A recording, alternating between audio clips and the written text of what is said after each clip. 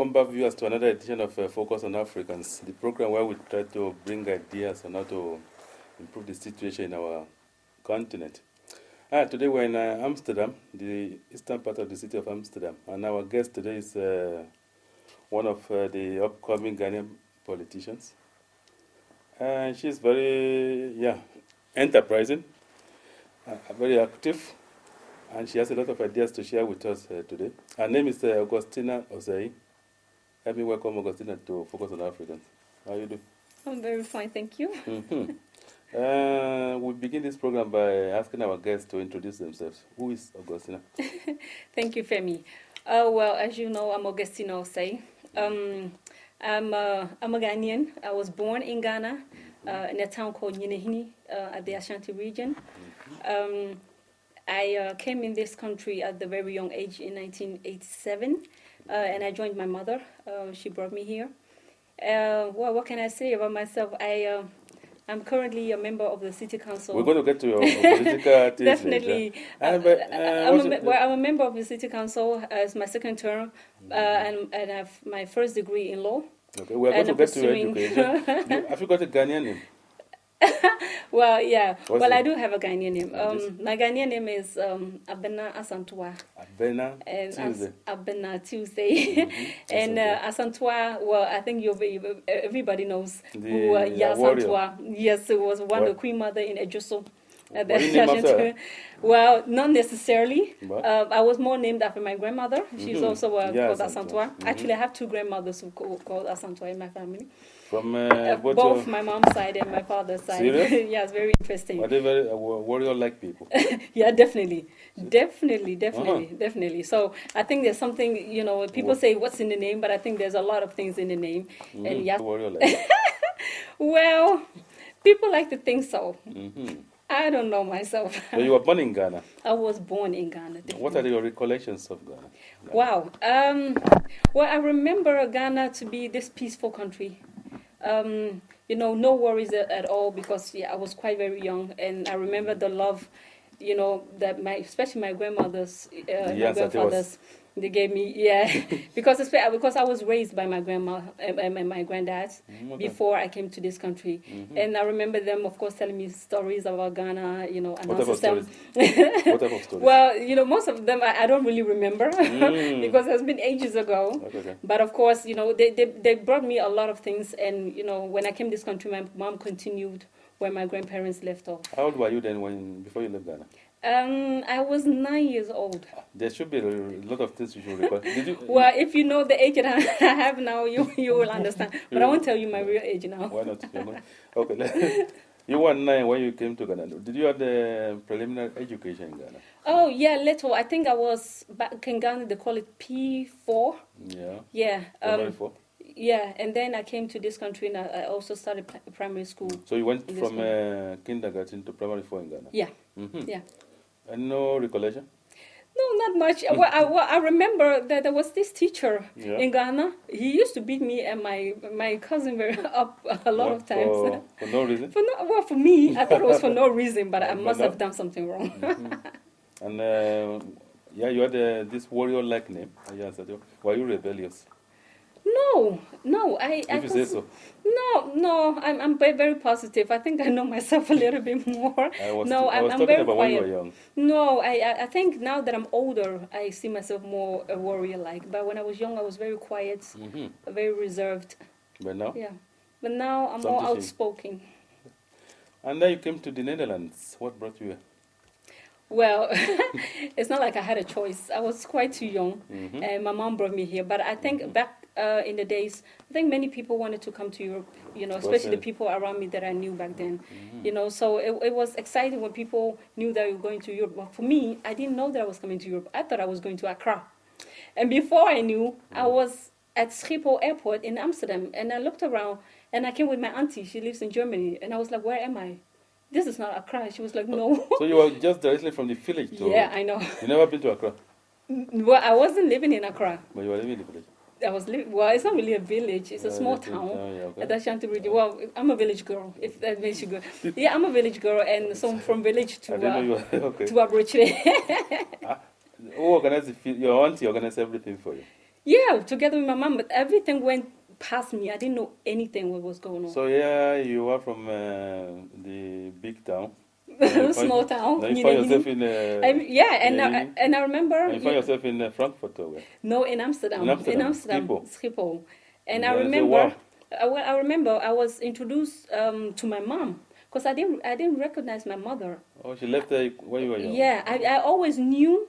At least they told me that my mom was in abroad, but I always considered my grandparents as my parents. Yes, okay. So when I came here and my auntie introduced me to my mom at the airport, I was Yes, like, your but mom. she's not my mother. She was like, no, this is your mother. I was like, no, How she's did not you my relate to mother. her then? It was tough. It was Yeah, tough. yeah. And it was a lot of adjustment also for her. And yeah, but we made it Sort of happen. a shock For me. for her For me. also. I think for her too, but I think she She missed handled it me. better. Yeah, everything, we end But up making it well. I was trying to imagine you, a young girl, 9 years old, at Schiphol Airport, and you saw these white faces. What do you imagine? Well, I think I was in a trance at that moment, so I didn't really realize it until we came home. Yeah. And then outside, I saw all these white people, and I was like, okay, where am I? Have you ever seen the That white was- people before? Yeah, I remember when I was in Ghana, there were these white doctors that came with helicopter. Yeah. And I remember in our town in Yinahini, Mm. everybody, even the cripple, everybody came to see outside what to witness. And I think that was back in '84. I remember very well. It was back in '84. They came at the hospital, and yeah, and that was strange. That was the a big first time event from a there. distance. Yeah, from a Uh-huh. distance, I laid eyes on the white person. Yeah. And then when I came here, I was like, okay. After that, you didn't see another one? No, until I came to Holland. And you saw, suddenly you were confronted with their white faces. Yeah, it was like I'm in another planet. I'm on another planet. What am I doing here? I know. I even, confronted my mom. I was like, what am I doing? Why did you bring me here? I want to go back home. And I remember for 10 years, I complained to my mom that I don't want to be here. I want to go back home. I want to go back home. 10 years? 10 years. To adjust? Until I finally got back to Ghana the first time. And that too was a shock. So you've been a lot of shocks in your life. Yeah, I think I have an identity crisis. Seriously. What were your first impression Of Holland? Yeah. Well, two major things, I think. The first was, of course, the language. It was very frustrating for me not being able to express myself. And occasionally, kids, they laugh at you for not speaking the language because it's a difficult language. So that was, I was struggling with that. So you were speaking Chi with everybody? Well, the most people, because I didn't speak English either. You didn't speak No, English in either? Yinahini, we didn't speak English at school. We're only Chi. So you find yourself in Europe with that language? Yeah. And the second thing was the smell of a coffee. That one of my teachers, she was always smelling like coffee. And I was like, whoa, what is this horrible scent? And from that moment, I never liked coffee. I never drank coffee. Because you're a big city, you never drink coffee? No. I felt like I was traumatized by this coffee scent. Coffee scent. So up to now, you don't drink coffee? No. And then you came to, the first day in your school. Yeah, do you remember it? I remember my mom. How were you received? Wow. Well, in the first day, my teachers, they were very nice to me, of course, because they knew I was new, and they knew that I was, I didn't speak the language, and they were determined to teach me the language, to help me around. So they received me very fine. Yeah. And the other children? The other children, everybody was like, oh, and back then, of course, there were a lot of black people here, but not too much. I went to school with a lot of Moroccan kids and Turkish and a lot of Dutch kids too. So, and this girl from Africa, because in my class there was nobody apart from the Moroccans, no black African. So it was like, excuse me? You were alone? The only black guy? Well, from Africa, but there was this Suriname guy, people. and that guy, he traumatized me also a little bit. He was very racist. He was a racist. That guy, he used to tell me, "Yo, you filthy African, you should go back to your country and sleep on trees and stuff." And I was like, "Whoa, what is this guy?" A black guy. He was even darker than I was. Do you still have contact with him? No, not anymore. We lost sight because I moved from where we were living. So I went to another school. But did you deal with it then? Back then, looking back then I experienced it very painful. But looking back, it was also quite a unique experience. You didn't go back to mom crying somebody. Of course, I mean, as a young girl, innocent, not understanding the language. What does she tell you? No, she was like, okay, just, try, and, it's not that hard. He doesn't mean it like that. Kids, try to comfort me the best she knew how. But of course, as a young girl, I experienced it very painfully. But, looking back, I could really, I can appreciate that experience. It has taught me things about life, so. How to deal with it. Yeah. I mean, that doesn't bother you? No. Okay. No, I even sometimes make jokes about the fact that I'm from a village and I'm an African, and I'm proud of it. And can you describe for us what type of upbringing did you get from your mom? My mom she's Catholic, very a diehard Catholic, and Catholic in what sense? Not religious sense? Yeah. Very strict? Well, kind of, and she taught me a lot of moral values, and I think that has helped me to become the woman that I am today. Growing up in this country, especially from an African native parents and living in the Dutch society, you experience identity crisis. Because when you go to school, the Dutch kids behave in a certain way, or when you go to their houses, their parents allow them to do certain things that me as a Ghanaian girl was not done. So sometimes it was a constant struggle. Sort of balancing act. Yeah, it's kind of disbalanced you a little bit. So that was quite difficult in the beginning. But my mom was like, Augustina, you should know where you're from in order for you to know where you're going. And she always tell you that. Yeah, she always made me remember that regardless what happened, you were always an African. You always remain African. Did she explain why that is important to you? Well, she did, but back then I didn't understand. I think she was just trying to make my life a living hell. When you're young, you think your parents, they hate you or something. But now that I'm a grown up, now that I'm a grown up, I can only appreciate and love what she did. And if it wasn't for her and her toughness, she wasn't too strict, but for her toughness and the value she taught me, I wouldn't be where I am now. Yeah, I want to ask you this. When you look around, especially in this southeast, the eastern part of Amsterdam, you see a lot of, moral decadence. Well, it appeared to be like that. But you say your mother brought you up as a single mother. As a single mother. How did she manage? It was tough because she was working, going to school, taking care of her kids. It wasn't easy, but that's a juggle, work, family. Yeah, and food needs to be on the table. Many people don't realize how tough it is, the life in Europe. When you're in Ghana, you think, oh, abrochire, but it's not like that. It's very tough. And my mom struggled, but she always made me appreciate the good things in life and appreciate life and appreciate what you have.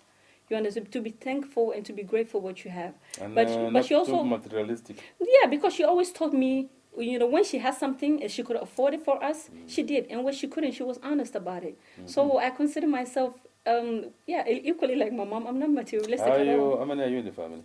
Well, I have a big brother, and I have a little sister. Yeah.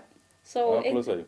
Well, we're like best friends. So my little sister, she's quite younger than I am. She's 16, and my brother and I we are very tight. He's like are they all everything living in the Netherlands? Yeah. Okay, viewers, the discussion is with Augustina. We'll take this short break. When we come back, we'll continue with our discussion.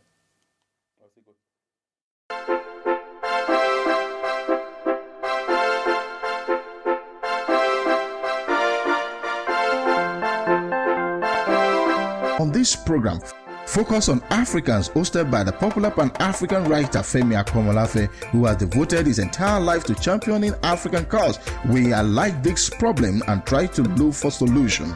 Focus on Africans is a program to watch, to meet with those with passion to build a better African for ourselves and the coming generations.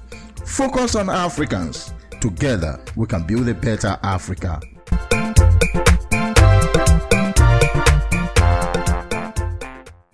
Welcome back, viewers. The program is Focus on Africans, and our guest today is Augustina. We're in Amsterdam.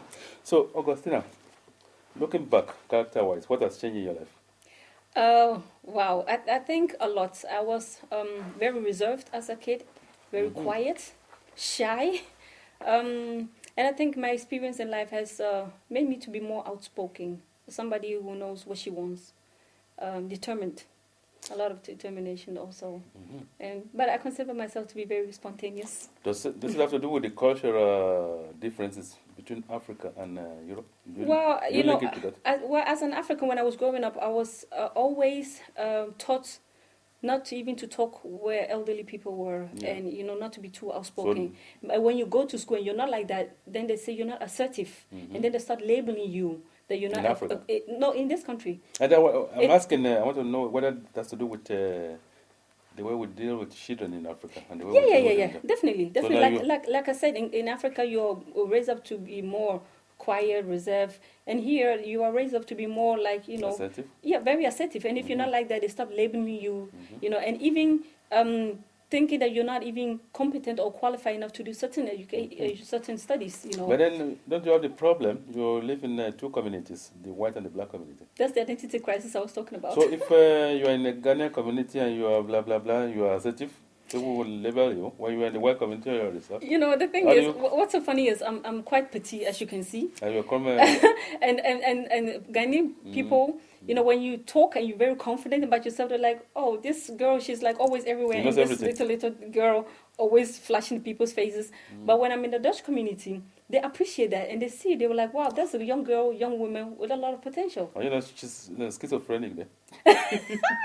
I think I would say identity crisis. No, but it's good because I can adjust myself easily regardless the situation or the circumstances. But do you feel comfortable? Do you feel how do you feel then? You are in a Ghanaian community, you have to be this. You're in another community, you have to be that. The thing is, how do you cope? Before in the Ghana community, it was for me very uncomfortable. It's quite strange to feel like that, knowing that I'm a native African, a native Ghanaian. But you don't relate to them culturally. Yeah, I was feeling very uncomfortable because of the neighborhood I grew up and the school I went. And I was more comfortable in the Dutch society. And I could be myself. Why is that?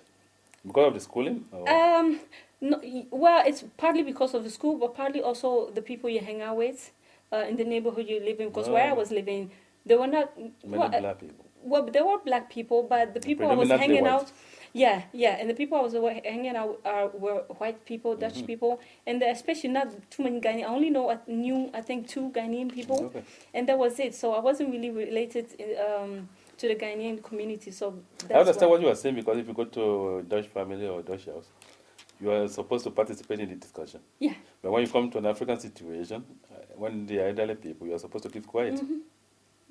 So, what do you do? Yeah, and like I said, well, when it comes to not mingle yourself in conversation with elderly people are doing, I still do the same. That's me. Automatically. You can take the girl out of Africa, but you cannot take Africa out of the girl. I think I consider myself like that. But yet, now it's okay for me because especially in my work, it helps me a lot to adjust myself in the situations. Yeah. Let's talk a bit about your education. Yeah. You study accountancy. Yeah. Apart from the love of money. No, well, I did accountancy because my mom made me do it. It wasn't something that I liked. Why did you choose accountancy for you? Well, every parent wants the best for his or her daughter. And most parents want the kids to be pilots, lawyers, and whatever, and accountants too. And besides, an auntie of mine is accountant. Is one of my aunties that my mom loved a lot. Okay. And also an uncle of mine who was always an accountant. My mom was like, yeah, I want you to be like them. Okay. But I did it, but I didn't like it, and it didn't give me any satisfaction or fulfillment. So. If you have to choose it, what would you have chosen to study? Well, what I'm doing now, law. Politics. Or political science. That too is very good. Okay. So you graduated as an accountant, which you didn't like. How did your mom feel about it? Well, my mom, she was okay as long as I had a certificate. But you're not practicing, doesn't mean it much? No, I did practice it. I think I worked with it for 3 years, and then I decided this is not what I want to do with my life. And it was the money you didn't cut enough. No, it wasn't about the money, the cash, but it was more about the satisfaction. I wasn't happy doing that. So I remember. You're not happy with money, or you're not happy with? I wasn't happy with the job itself. I didn't like it, and so I decided to think about my life, what I want to do in my life, and I realized that I always wanted to do law for some reason. Have you finished? No, not yet. No, I'm still Why working do you on my choose law then? Well, the reason why it started very funny, I used to watch television a lot when I was growing up, and my mom didn't like that about me. And I remember seeing one program about a man who was put in prison for years, and they executed him. And then later, they found out that that man was innocent. After that show, I did some research about capital punishment. Okay. And then I realized that there are so many people who have been put in jail or being Wrongly. executed without a fair trial or being innocent. And I was like, wow, but that's not how life's supposed to be. You know, regardless your situation, you're supposed to have a fair trial because we all signed up for this thing we call democracy, right? And the judicial system. So we have to respect that. But it needs to go fairly. Like You were not a lawyer then? I wasn't. You were just thinking that I was you thinking could do that something way. So I was like, whoa, what is this? And I didn't like it. And then when I started my the law school, my interest changed into humanitarian aspect That's of what it, happened. especially immigration law in this country, because I found out, you know, the Dutch constitution and how they treat immigrants. I was like, well, but this is not happening. So my passion is more on the humanitarian ground, helping people, and I think that drove You me. see the difference between the theory of the law and then the practice? Of course, definitely. Theory, everything is beautiful. And you were trying to do something about it? You know, I don't have the illusion that I Of can do solving the something. I'm not Mother What Teresa, and I'm certainly not Obama. But of course, the ambition is there to do something. But you can only But do you so can. much, of course. And you can only do so much, but you can't do it alone. You understand? So you focus on immigration law? Well, that's what I want to specialize. Yeah, How Yeah. many years more? 2 years. Then you become... But yeah, because it's very difficult. Because I'm working, okay. I have a paid job, Yeah. and politics and I school. was going to ask you, apart you have a paid job, you are involved in a lot of social work, you work with drug addicts, and how many hours do you have in a day? Sometimes I feel like my life has more than 24 hours a day. So, You how do know, you cope? well, you know, sometimes friends of mine ask me, Augustina, how do you do that? And I don't know, I just do. Do you have a life apart from social I don't work? think so. I don't. No, I don't have a life. But you know, but the thing is, I'm passionate about what I do, and I'm also a mentor of some girls. You know, because I found that especially within the Ghanaian community here, you know, the girls, they were born here, raised up here, and their mentality is different than their parents, and you can see there's a mismatch, a misunderstanding, and miscommunication. And fortunately for me, I understand both worlds, yeah. parties, so I'm like intermediator. Is that a big problem in the Ghanaian community? Well, Parents, children, it is a problem. I experienced that the same thing, but back in the days, most of the parents were like, you know, you're a kid, I'm the adult, you know, as long as you live under my roof, you have to do what I want. But lately, you can see that the youth nowadays, they have big mouth, big mouth. And the parents cannot take it. Yeah, even me at this age, you know, as a mature woman living on my own, I can't even do that in front of my mother. But some people do it now. Of course. Oh, okay. And how do you mediate between the two then? What do you do to mediate? Well, you know, talking, that's the only thing. You know, communication is so important when you're living with somebody, whether your partner or your kids. Communication is the key. If you know how to communicate well, regardless the differences, you can agree to disagree. So regardless the differences, the communication is the best Also thing. should be respect. Of course. And the next question is, a lot of Africans I've spoken to, they are ambivalent about their situation. Have you resolved your own? Yeah, I think I have. I have. But still, I mean, life is not easy. Nobody said that life was going to be easy. So, but it doesn't weigh you down. It doesn't need to be, how do I say, to prevent you from doing what you want to do. You understand? I was asking in this racial sense, African European. Many, from what I've seen, Africans made very bad immigrants. Oh, really? Because they always think back to Africa. I mean, I have a lot of other people living here. They adjusted within a generation. They become Dutch. No, I think the Africans also have done it very well. Look, But many Africans, they still look back to when they're going back to... you know, Femi, you know, that is, the how do dream. I say? No, it's not really a dream, but that is human.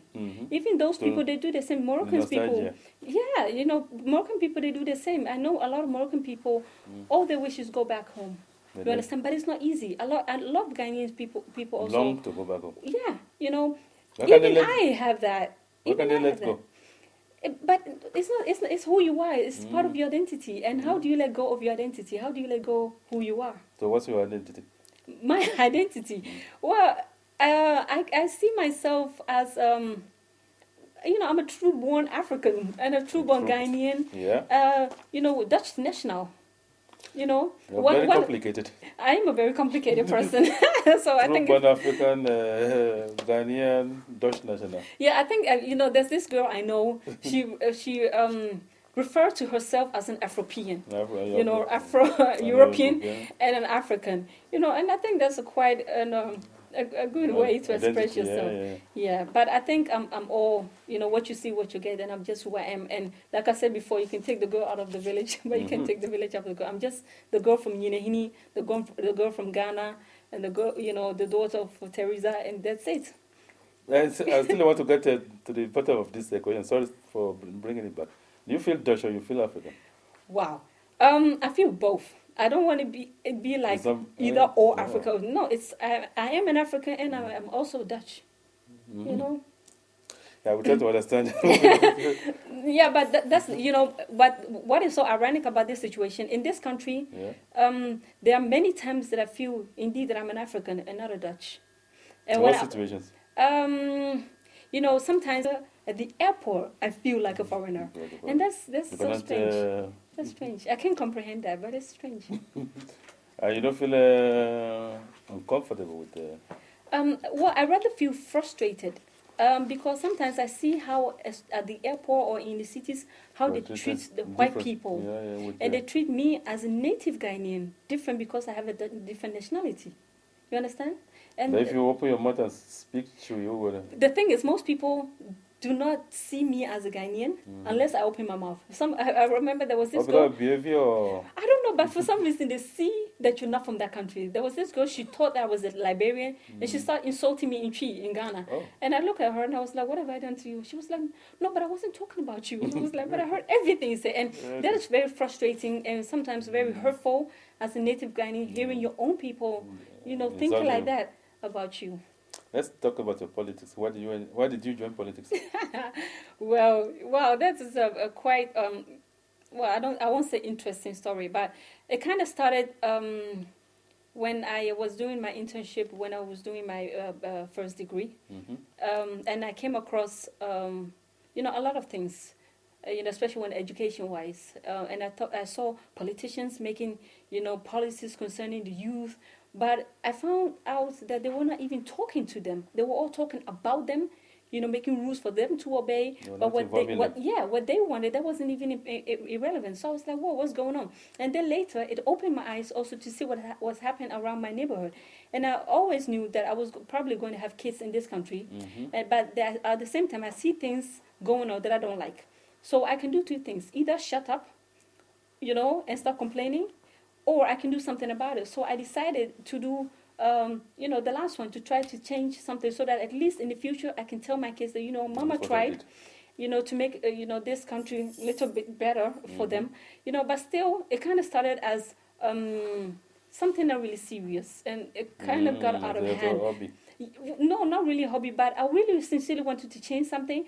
But I didn't think that there was some quality in me that they will appreciate. So I didn't think that they would even... from the party, Okay. So I didn't think that they would even put me on the candidate list in the first place. But obviously, the letter I wrote triggered something, so they invited me to come. And then, everything kind of took the form that did. But on the other hand, has kind of gotten out of hand than I really expected. Because I expected to be quiet in my little corner, helping what I can. But you certainly becomes this celebrity, public figure, and that's very difficult to adjust. It's very difficult to live in the in this limelight. How long have you been politician? This is my second term, so 5 years now. You're in the 60 years serving as a councillor. Excuse me? As a councillor. Yeah, in Amsterdam Southeast. And many, especially the Ghanaians and the other people living here, you're like a celebrity. And it's tough. That is the toughest. Because the expectations. If you cannot stand the heat, don't go in the kitchen. Don't stand in the kitchen. Why No, the thing is, as a naive young lady, I enter into politics wanted to change something. That was my number one goal. But I wasn't interested to become famous. I didn't even realize. But you have to reach out to people. You have to cut them. Yeah, but still, it is different.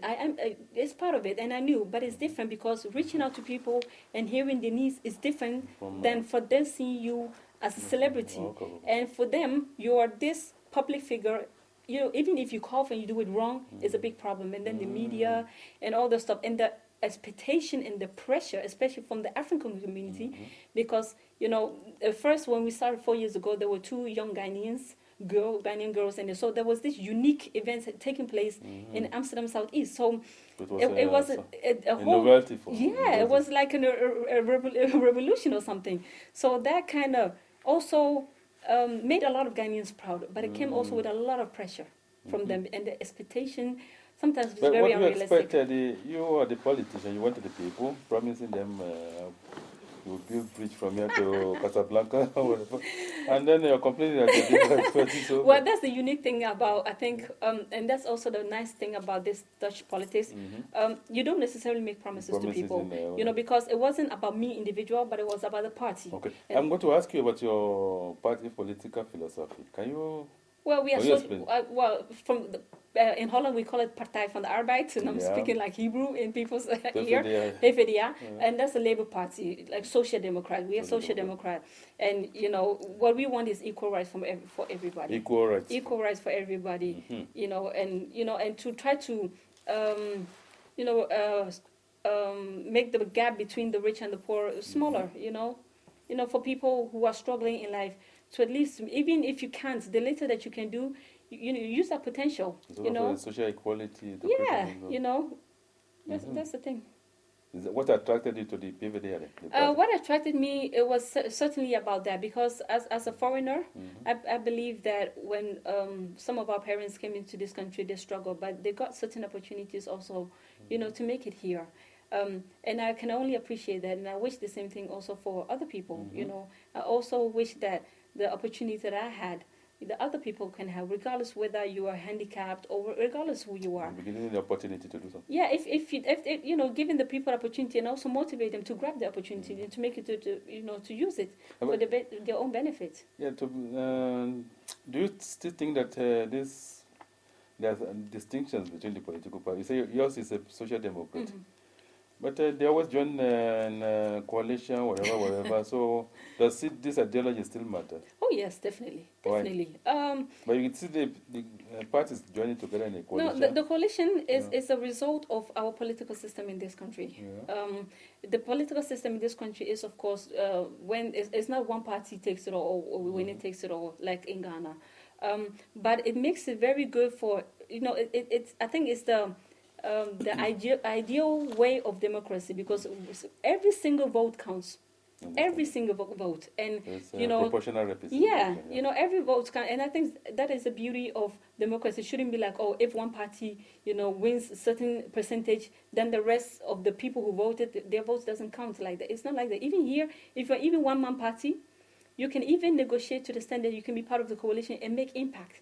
You understand? But the impact now becomes the problem here, because we've seen in the past some of the things that were not possible to be said in this country. They have been said openly now by people. Yeah.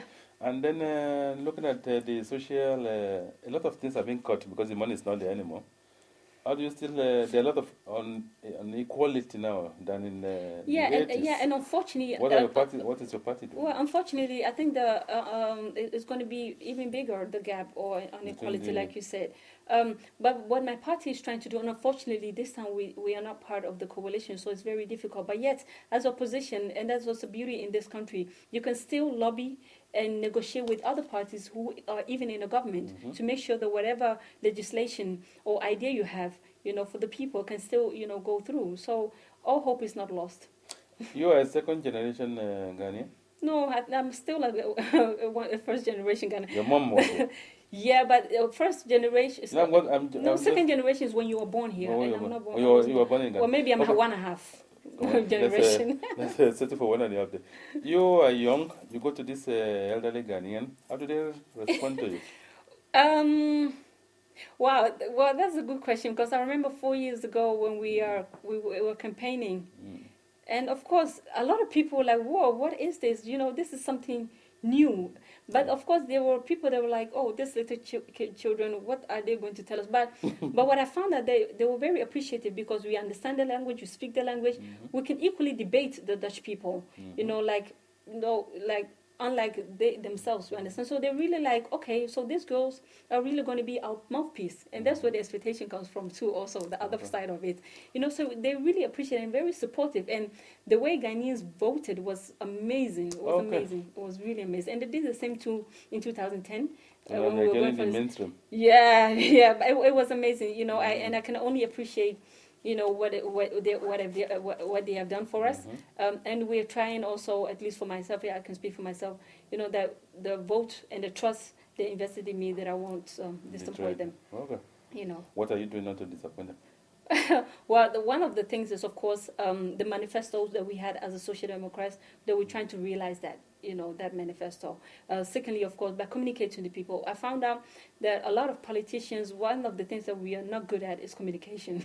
In the Ghanaian community? Politicians everywhere. I see this. I see that everywhere, whether it's Africa, America, or Europe. Communication seems to be a problem. Because you like the sound of your own voice. No, that's not it. But when it's campaign time, then we know how to communicate. Yeah, but when we get things done,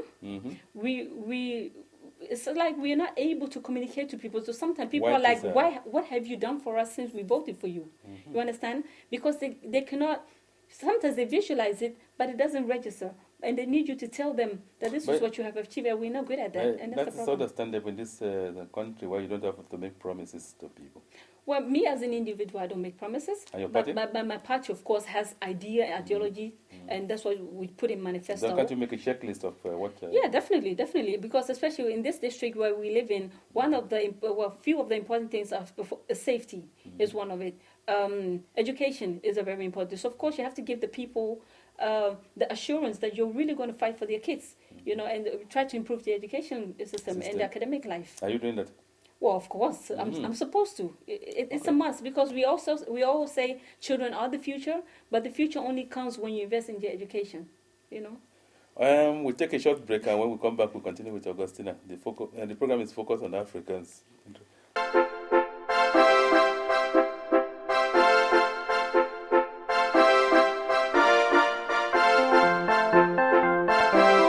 On this program, Focus on Africans, hosted by the popular Pan-African writer Femi Akomolafe, who has devoted his entire life to championing African cause. We highlight this problem and try to look for solution.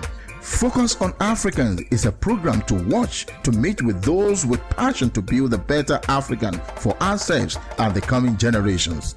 Focus on Africans. Together, we can build a better Africa.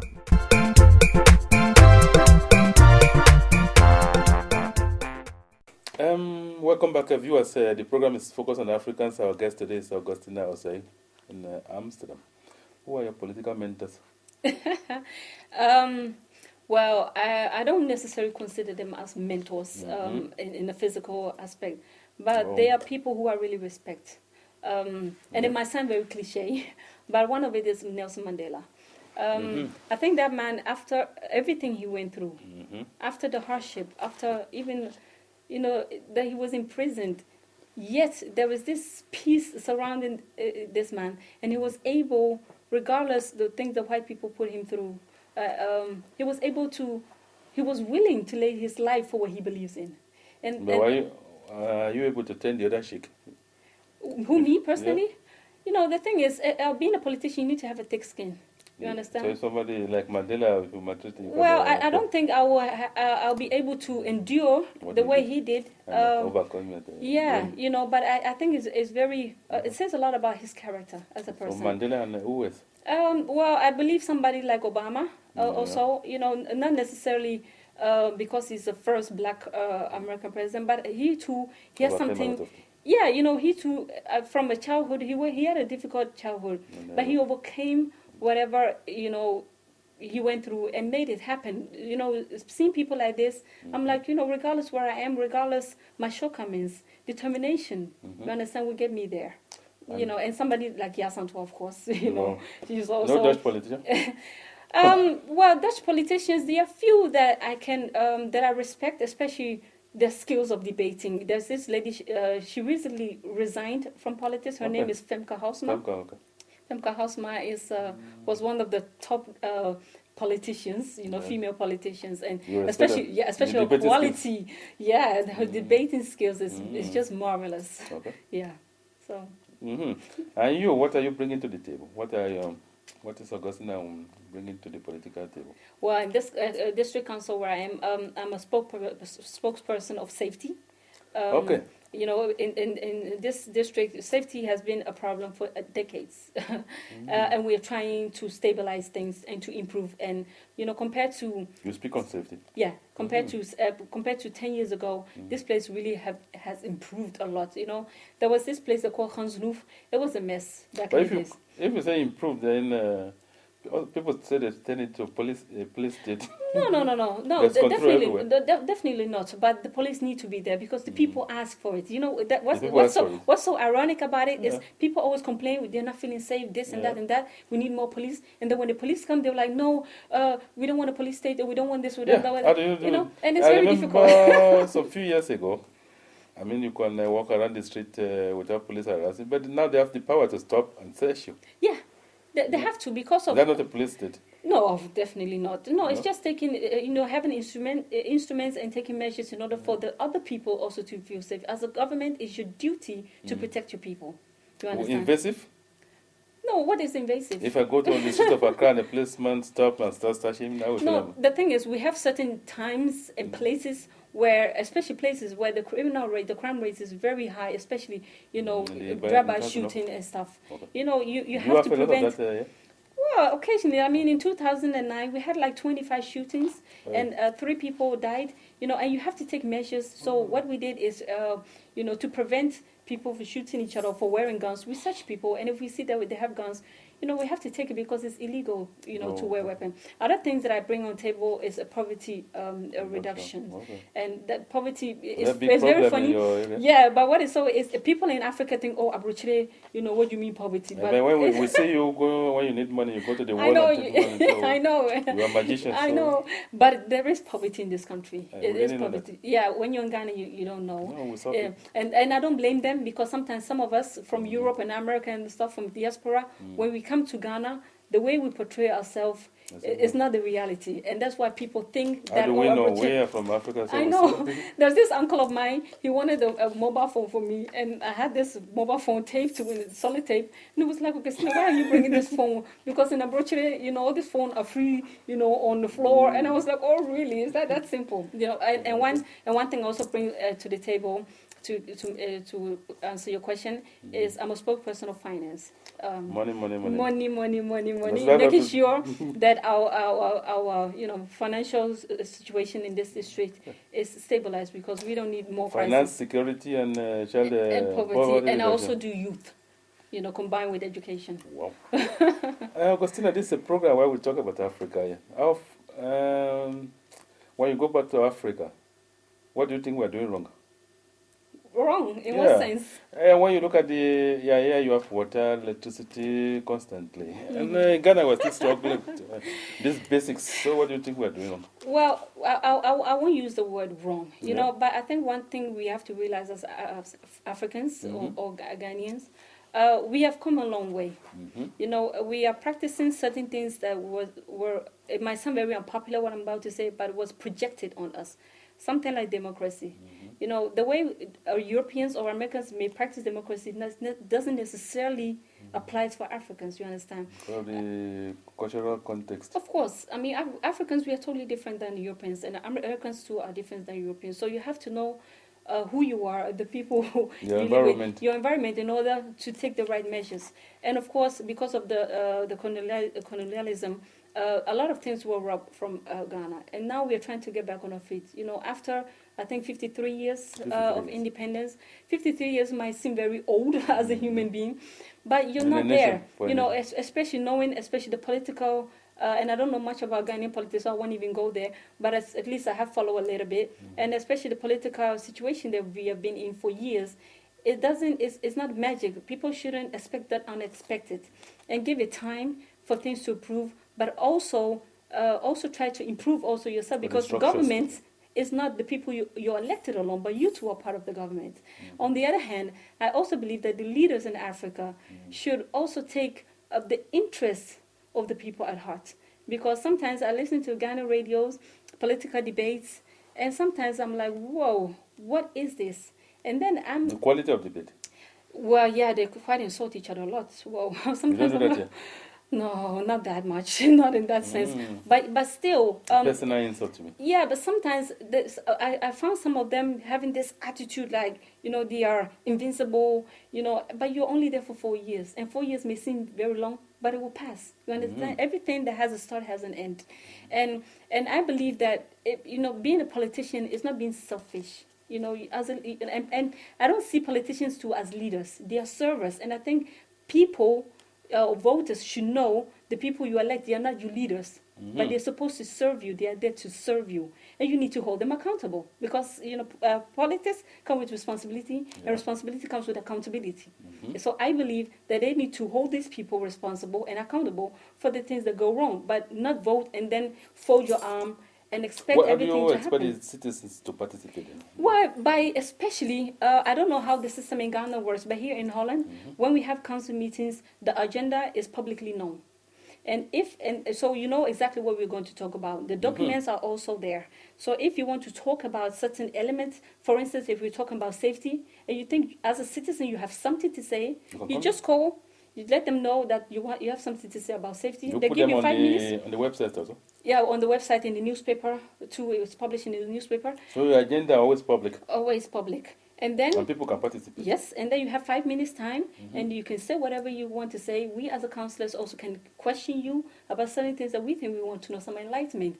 And you can also do it in the form of a demonstration. There are a lot of ways in order to participate. But also the government should make these facilities available for people in order to participate. You understand? And that will, I think, prevent a lot of disappointments and a lot of problem at the end of the 4 years. Okay. Let's talk about... is corruption a problem here? Corruption is a problem everywhere. In the politics of this country? Well, everywhere, like I said. So if I come, I know Augustina, and I need... I need something from the community, from the municipal council, and I push some envelope. No, it's not that open. But a friend of mine who's a pastor said something, to me. He said, Augustina, in Ghana, they practice corruption in T-shirts, but in Europe, they practice corruption in suits. So if I bring an envelope, you will not take it? The thing is, here, corruption is there, but it's not massive as maybe in Africa, because the difference is here, if we have like 1,000 cities, in order to make certain policy, you can be rest assured that at least 800 cities will be spent on the projects for the benefit of the people. But my impression, I don't know that if it's true, but it's just my impression, correct me if I'm wrong, my impression is that in Africa, it's the other way around. I remember I went to Ghana 2 years ago, and I went to Foreign Affairs to do some documents, and I gave them 60 cities to do something for me, because somebody sent me to do something for us, so it wasn't my money. And they gave me a receipt of 10 cities. So I asked them, what is the rest of the 50? And then these people from the Foreign Affairs told me, Augustina, Ms. Osei, Ghana lawyers, we don't really like paying tax. And I was like, well, I don't care. Just give me my receipt. And they even insulted me for bringing my Dutch mentality into this country, trying to run this ministry now. And I was amazed. I was like, you don't understand. I have to give an account to that money. And how will I explain to that person where the 50 cities has left? And they just insulted me and, almost threw me out of the building. You mentioned, greediness. You're discussing about well, I don't say greediness. That politicians should not be greedy. Well, no, I said selfish. Because I believe that... Are you on salary? As a politician? As a politician? At this stage, I'm not on salary. No, I get small allowance for especially phone bills and transportation. And at the end of the 5 years, do you get ex-gratia? 4 years. In my case, we don't get ex-gratia, but we do have ex-gratia in this country, but not from the level I am now. What? But MPs and ministers, they do get ex-gratia. After 4 years. What are your political... It depends. If you're not really elected, then you get ex-gratia. But it's different than in Ghana. When do we start seeing you in the parliament? For me, the important thing for me is to excel where I am now and try to make the changes that I intend to change. and then who knows where life will take us. As long as there is breath, there is hope. Yeah. And how do you see the Netherlands developing? And well, it depends. Are you positive about it? Somebody asked me that question recently. No, I get very sad sometimes. Sometimes I do question my future in this country. I do wonder if I do have a future in this country, if I do belong here. On the other hand, I also have the same question when it comes to Ghana. So I think I really need to do a lot of soul searching where I belong. But I am worried, especially with the political, situation in this country. The intolerance. Yeah, the intolerance, exactly. So that makes me quite uncomfortable sometimes. But nevertheless, I believe that's also one of the reasons why I investing a lot of energy and time in this thing. But that's the thing. Do you believe it? No, I do believe what I'm doing. No, I mean, let's think of it as a project Netherlands. No, well, it's not a project. But the thing is, like I was saying, that is the reason I think I should maintain in politics, or I am in politics, because people like me, I think, who also are very insecure, I think also need to give some, other people who think that this country is like 1920, also other, look, the reality, because the reality is this country is not going to be totally white anymore. Any more than Ghana is going to be totally black anymore. You understand? And that's the world that we live in, because of the multiculturalism and the globalism, has made it possible in modern technology that you can travel wherever you want and settle wherever you want, But of course, some people have this illusion that they still live in 1920s, and those people are trying to make it difficult for people like me. But at the same time, I believe that's the reason why I should maintain in order to fight also for, I believe, for my rights and the rights of the people like me. You have connection with Ghana? You still maintain connection with Ghana? Definitely. Do you have any project there? I'm trying to do something, but because of busy schedule and financial aspect, financial problems. What would you like to do there? Well, I wanted to do a project, waste and sanitation projects back in Yinehini. Your big village. my town, my hometown. Waste and sanitation. Yeah, I think it's very important, but also to the extent that to get the people involved. I don't think that we should invest money just to invest sake, but get the people involved so they can also take responsibility for their own environment. But what does it involve? Well, especially to make sure there's clean water, make sure, especially, the dumpster where people throw their garbage, that things are well organized. Do you have any relationship with the Ghanaian politicians? Relationship, I won't say, but of course, occasionally some of them do come here, and I love learning from them. And when I hear that some of them are here, I go and listen to what I have to say. They have to say. What do you talk about? Well, it depends. Some time ago, ex-president Kufo came here, and I had the opportunity, the honor, to sit one-on-one with him like we are doing now. And of course, what he taught me, I'm not going to teach. I'm not going to say. A magician never reveals the secret.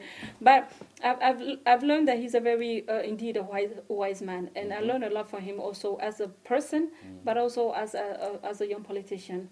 And so they also recently there was this delegation from the Foreign Affairs.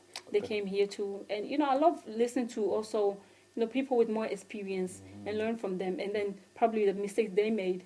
I won't be able to make the same mistake. What do you advise? What advice do you give to them? To give them. Yeah. Well, I haven't got the opportunity to advise them in that way. I'd rather listen. I'd rather shut up for one time and listen to politicians who love talking. So sometimes it's good to shut up and listen to other people. Okay. When you go to Yinehini, your big village, are you mentoring people there? No, unfortunately, I don't get to stay that long in that country. Holiday? Yeah, it's unfortunate. It's like Ghana has become. Like to do? I don't know yet. I believe that this country is where I live now, and I should try to improve here. In order for me, because I can only save others when I've saved myself. And I think there are a lot of things also need to be done in this country. And if God permits, we might, try to also invest in Ghana in that way. What do you have any vision about Africa? Or what do you think Africa should become? Africa of your dream. The African of my dream. Yeah. I'm a very realistic person, and I rationalize almost everything. That's the other side of it. But my ideal Africa would be.